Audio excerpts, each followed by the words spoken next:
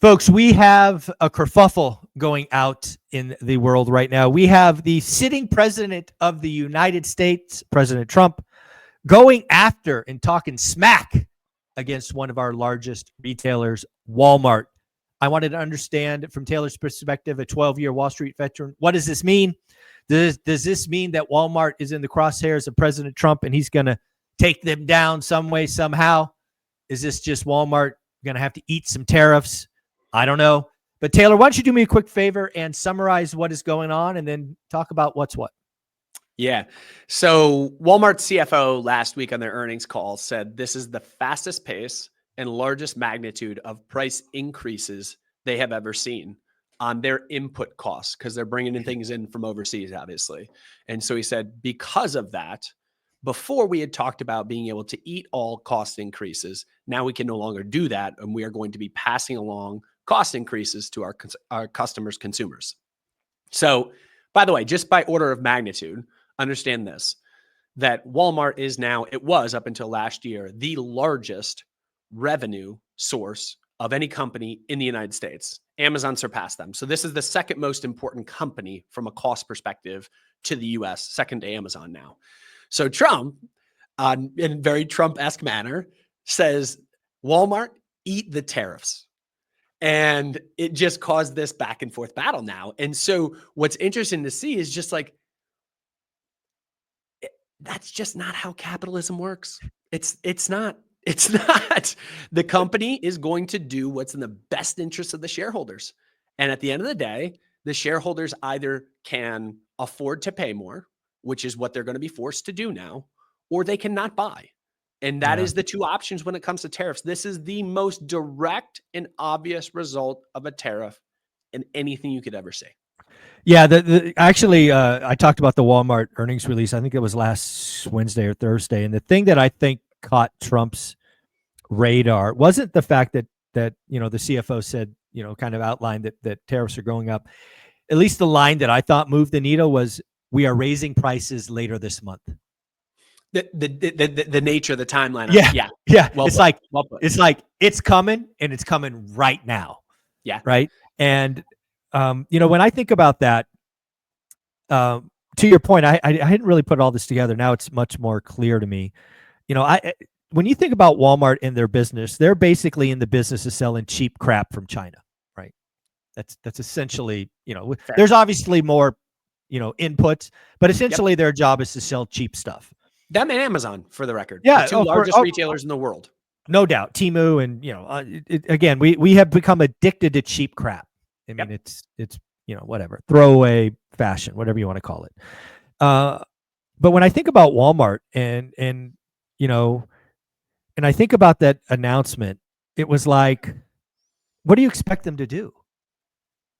They're running a business where, I don't know, 30% of their goods, 40% of their goods at the time had 130 or 45% tariff on them. What do you expect them to do? I mean, it's like, come on. Correct. And then their CFO says the quiet part out loud, and the sitting president doesn't like the fact that Walmart, who serves, the bottom 50% of U.S. consumers, majority, like a lot of red states and red counties have Walmarts in them. Yep. And he probably didn't like that message all that much, that prices are going up. And what does this do from a precedent standpoint to all of the companies now? They're like, okay, the second biggest retailer on the planet just came out and said, we're passing costs through. Guess what? Now consumers right now. And now consumers are going to expect that. And what are we going to do now? We're going to do the same darn thing. Yeah, they kind of get permission, right? Correct. If the biggest, baddest, person out there who supposedly is the most efficient, most well-run, blah, blah, blah, the rising cost is so much they can't eat them.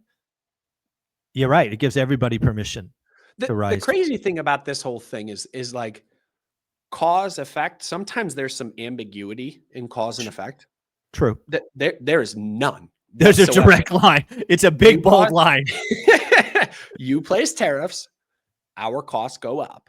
And you say, eat it. It's like, do we not understand just the rough logic and math of how this all works? We have to maintain a profit margin. If the profit margin gets too thin, we have to press costs forward to the customer. That is a direct impact. It is so binary. It's so directly in line that, and I get the political aspect of it. The political Oh, of aspect of course. it Yeah. is Trump's then forced to fight for the American person, the American people, especially the people on the lower end. Hey, you big bad corporate bully, you can't do this. We can't afford it.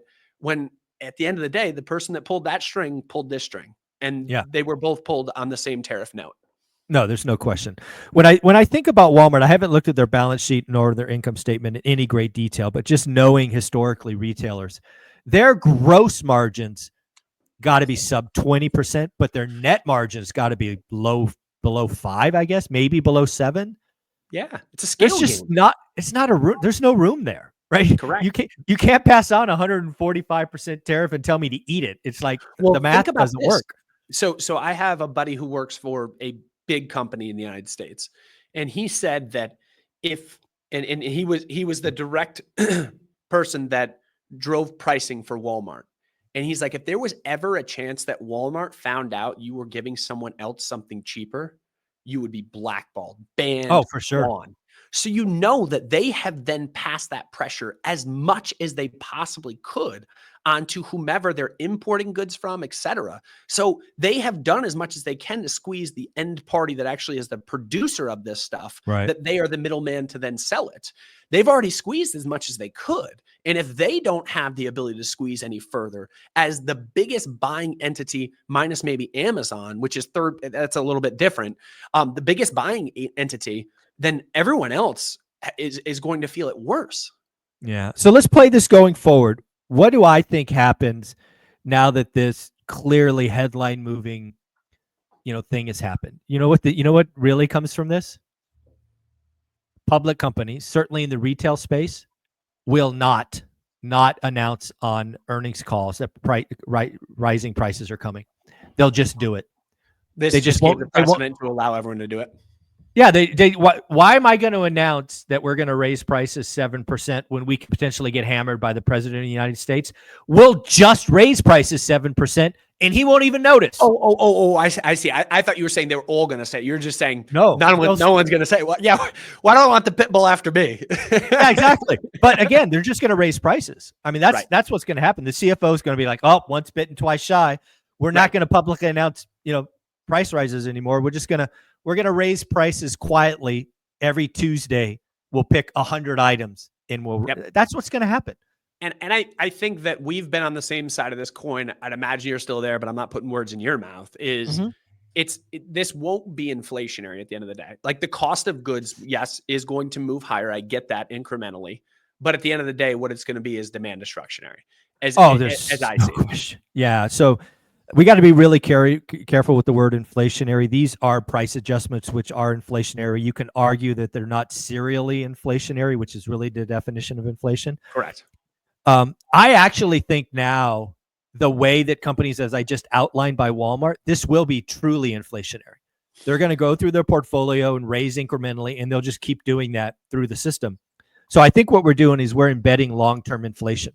So I think that is a change for me. But to your other point, I believe the bigger outcome of this is demand destruction. We're just going to see the consumer go uncle. That's all fair. And I don't disagree with you. As I said it out loud, I was like, yeah, I guess my point is not that we won't see inflation. The bigger problem is not going to be runaway inflation. It's going to be demand destruction. No doubt. You see it, what you've seen is like this interesting paradox of like, okay, if that slows the economy, not good, but also what you have are bond yields going higher as well. And it's like, that is the worst of both worlds. That's stagflation playing out. Yeah, that's not good. Well, the good news is we're going to go from Trump v. Walmart or Walmart v. Trump to the Fed in our next conversation. But before we do that, where can people get your 60-second clips, which are amazing summaries? Oh, you're the man. We're on Instagram and we're on TikTok. We're at Life Goal Investments. And let's give a shout. I mean, how many? I guess they're called subs. You're up to several 100,000 subs on both platforms. Yeah. Yeah, I think we're not at 500,000, but we're getting close to 500,000. So no slouch. If you're not part of those 500,000, get them there. Get over there. What are you doing? Yeah, come on. What are you doing?